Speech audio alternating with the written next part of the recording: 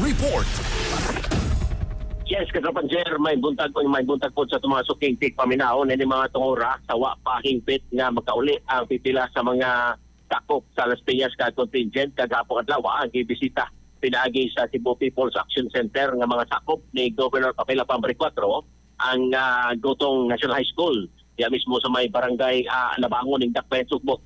Diin dito gipahimutang sa may barangay Sawang Calero ng Dakbayan Sugbo. Diin gipahimutang ang naiskutan na contingent sa Las Piñas na stranded rin mismo sa Sugbo kini aron taga-anom at meals isip hiktabang gikan sa kagamanan sa probinsya Sugbo aron makasapar sa ilang karong pag-star diri mismo sa ato ang Dakbayan Sugbo gumikan kay matod pa ila pang gi-arrange din mga tungura ang pagpauli dito mismo sa ilahang lugar gumikan kay na short sila sa budget ang nasgutan nga mga hot meals mo abot sa 300 ka mga hot meals ang gi-distribute sa ato ang kagamanan diya mismo sa probinsya Sugbo gumikan kay matod ni Gov Pamela Pambray 4 pagpakita kini sa maayo nga pagabi-abi dili nga tuwa mga bisita o sa ingon sila nang hinautusab nga makabalik na sila dito mismo sa ilang destinasyon o sa ilang kining hometown isip usab sa pagsalmot nining sinulog Grand Parade.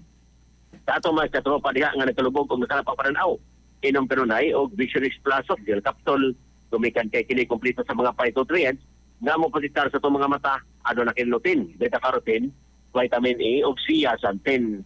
Alang sa Pilipino para sa Pilipinas, kaya katropa Gregi Magtero, XFM News. XFM Report. Bullseye! Bullseye!